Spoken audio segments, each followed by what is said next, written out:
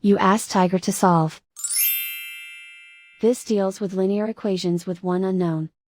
The final result is n equals 5/2.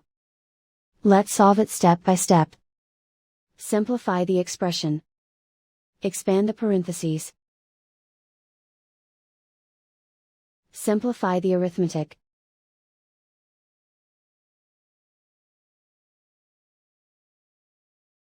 Group all constants on the right side of the equation. Subtract 28 from both sides.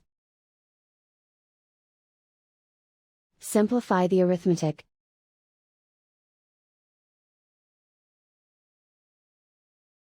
Isolate the n. Divide both sides by -8. Cancel out the negatives. Simplify the fraction. Cancel out the negatives. Find the greatest common factor of the numerator and denominator.